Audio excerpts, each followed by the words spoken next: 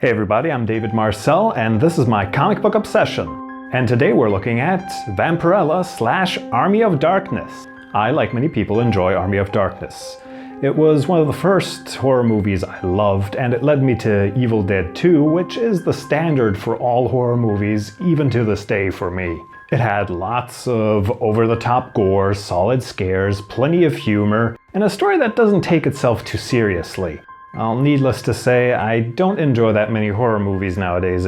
There have been a ton of comics, a great TV show, and a lot of merchandise based on the Evil Dead series, so pairing this up with the Grand Dame of Horror, who is both a badass and a sex symbol, well, it just seemed like a peanut butter chocolate situation.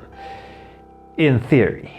In this book, Ash's latest foul-up summons Vampirella to the Dark Ages and infests her with Deadite energy, although this doesn't seem to do much to her other than turn her into a Red Hulk. So of course, she seeks out the one who summoned her to get him to send her back and cleanse her of these energies. So far so good. It's not the worst premises for a crossover, and let's be honest, if any comic book can get away with crossovers, it's Army of Darkness. How'd Batman end up in the Dark Ages? Ash with a Necronomicon.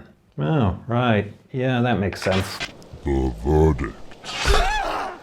Writing. This had so much potential, and it just wasted it. I mean, Ash is a difficult character to write, especially if you don't have Bruce Campbell acting him, because Ash is always this self-absorbed idiot, but he's a lovable self-absorbed idiot. If written poorly, Ash is just an ass. Part of the magic of the movie and the show is you kind of feel sorry for him, but you also kind of think he deserves everything he's getting. There's not that balance in the writing here. The fight between him and Vampirella is just basically him throwing everything but the kitchen sink at her and her just kind of shrugging everything off and waiting for him to exhaust himself. And then the witch trial starts.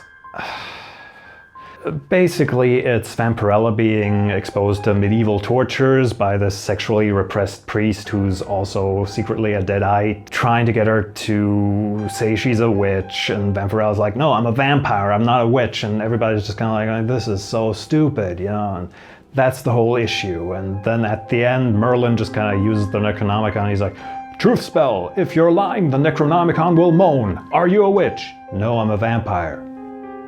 Okay then.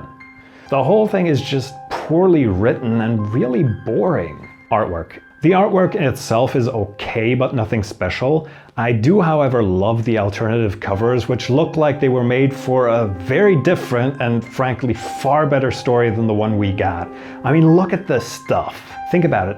An over-the-top and gory Vampirella Ash love story. You know, in the style of X-Babies, or like Little Vampy. Wouldn't that be awesome? Value for money. If you've exhausted all your other options to get your Evil Dead and Vampirella fix, then yeah, sure, go for it. But otherwise, read the Army of Darkness Omnibuy, read the different incarnations of Vampirella, and you know, even after you've read all that stuff, maybe you should just watch Ash vs. Evil Dead. So there you have it, that's my review of Vampirella / Army of Darkness. Please like and subscribe. Check out one of these other videos over here. I'm David Marcel, thanks for watching my comic book obsession.